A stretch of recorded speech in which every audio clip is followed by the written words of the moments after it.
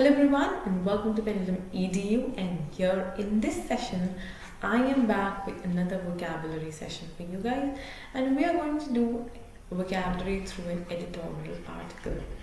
Now guys, this article is this article has words which are common words which you might have seen but are generally misunderstood and misinterpreted. So let's quickly work on this article and the words for the day.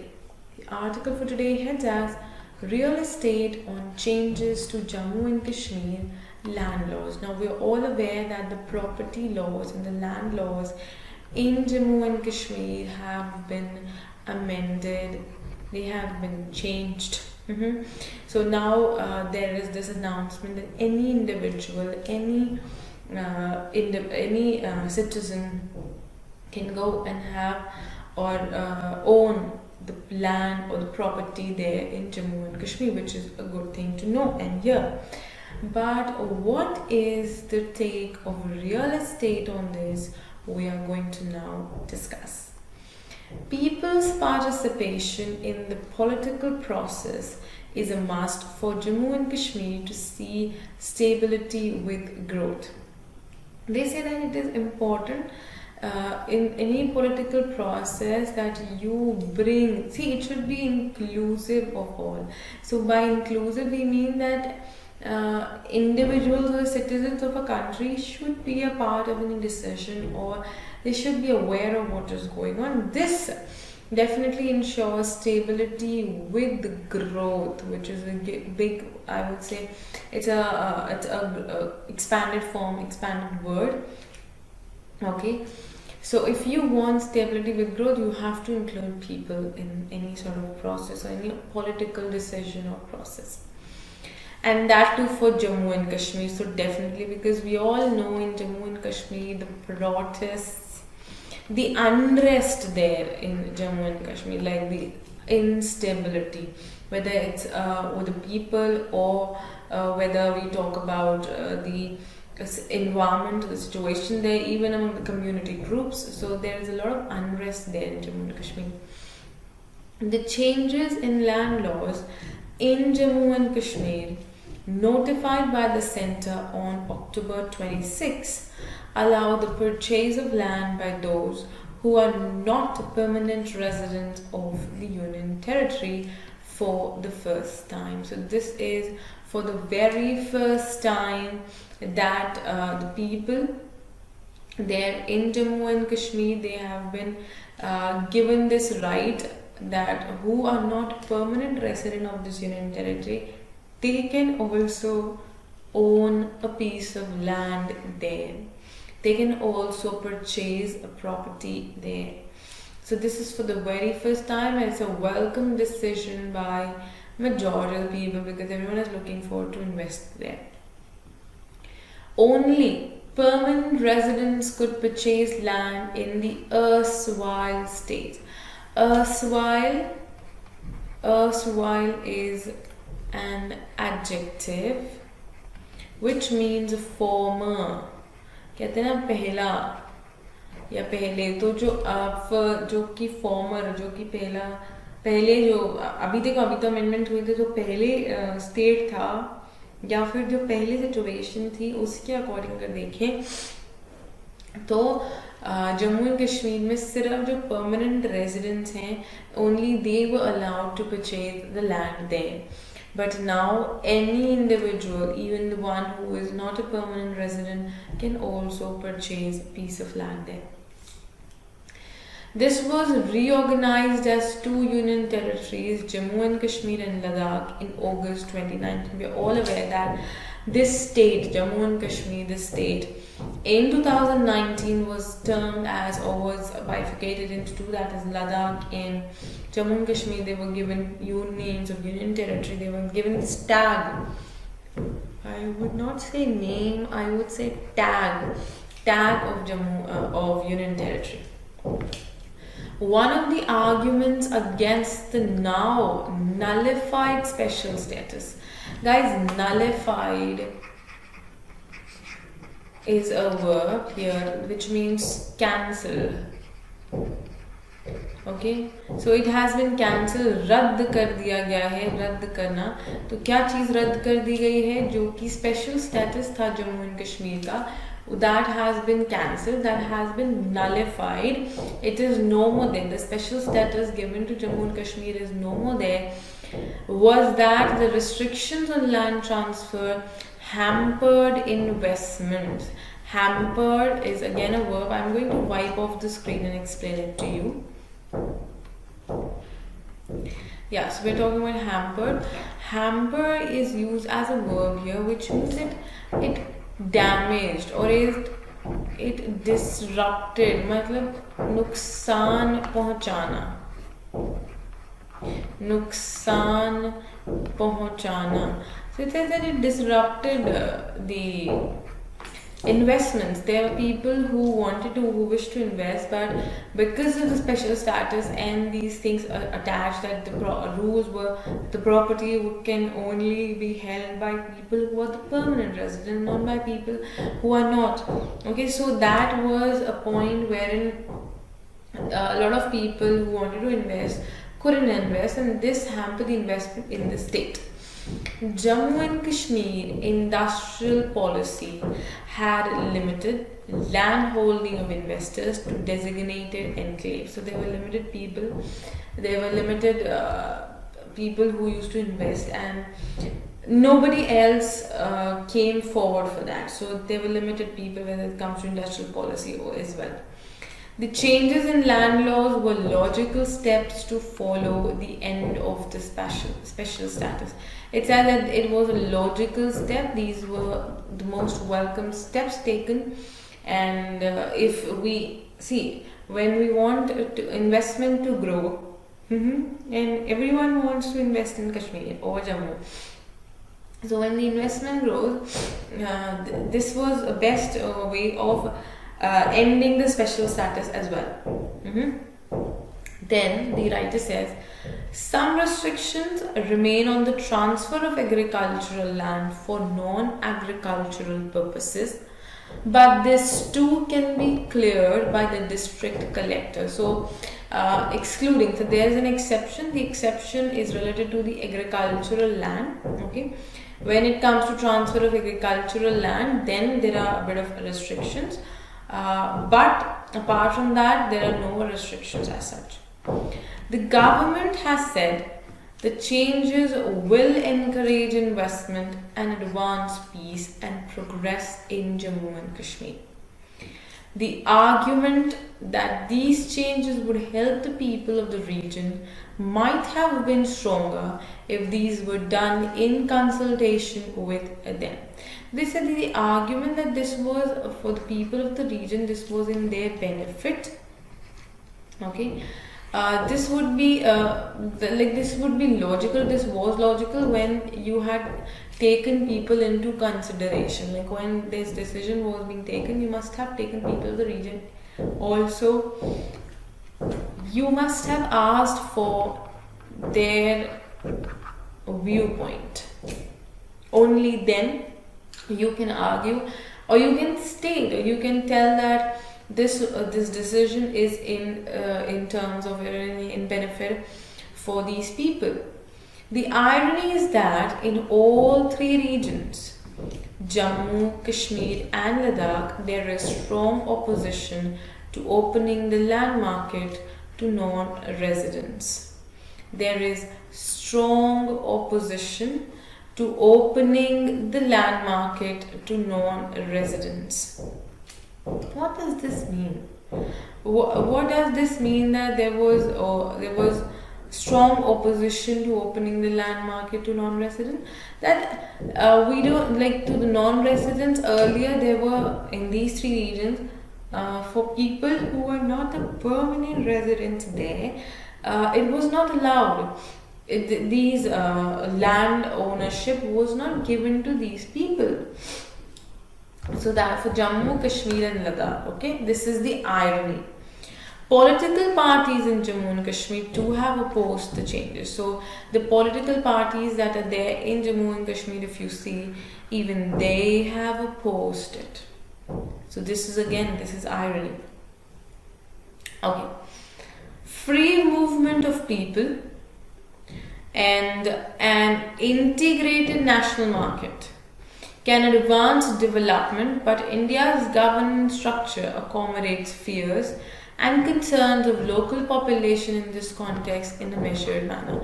Now, this is again in the context same because people there in the local market as well. If you talk about the people of Jammu, Kashmir, and Ladakh, even these people are opposing it. So this is the irony. This is the irony. Irony is in Hindi हम कहते हैं व्यंग. So irony is noun, which means you're trying to, you want something to happen, but you are going against when the decision has been taken. So that's irony. You want it to happen, but you're not supporting it. So if you see that the irony, this ironical fact, and this is the reason why the free movement of people and integrated national market, it can lead to advancement of any economy, but if in India there are fears for the local populations also, and for the local population it has to be taken into consideration on the whole, and only then a particular decision should be made. Moving ahead, the writer says there are several states which have provisions to regulate ownership and transfer of land under Article 371 of the Constitution. So it's not just Jammu and Kashmir, there are other states as well. The centre is expected to announce new land laws for the Union Territory of Ladakh before October 30, and it has promised to safeguard interests of the people regarding all issues related to language, demography, ethnicity, land, and jobs. So by October, it has been already been given. Okay, so this was their decision that they would give up for the Union Territory of Ladakh. Also, they would come up with the land laws. All right, and these are all related to. When the decision was made, or when the decision is made for the land laws, they say that they have always taken into consideration, they have safeguarded the interest of people, and this includes issues related to language, demography, ethnicity, land, and jobs. So demography, we all know. Ethnicity, what is ethnicity? Ethnicity is noun, it means local, or you can say the native groups, ठीक है, और culture, जिसे हम कहते हैं जातीयता. सो जो localites हैं उनको you have to take them into consideration, उनका खास ध्यान रखना होगा. जॉब्स का, लैंड का, डेमोग्राफी मतलब जो आप लैंड इशू कर रहे हो, डेमोग्राफी का मतलब जो आप लैंड इशू कर रहे हो उसका जो स्ट्रक्चर होगा, भाई पूरा का पूरा नक्शा जो है आपको अच्छे से जांचना पड़ेगा. The center's approach towards Jammu and Kashmir has been marked by a lack of trust, which has accentuated. It is a verb which means to emphasize. That is zor dalna. So the approach, it emphasizes the alienation of large sections of the population. The center's approach, जो कि centre ने जो approach अपनाई है, भले ही उन्होंने कहा कि वो ये सारे एस्पेक्ट्स को नज़र में रखते हुए चलेंगे, बट स्टिल जो सेंटर की जो अप्रोच है वो किस चीज़ पर जोर डालती है, वो अलग कर रहा है, एलिनेट कर रहा है किनको, मेजर सेक्शंस जो हैं पॉपुलेशन के उनको. So fears of deliberate demographic engineering have dominated politics in the valley for long.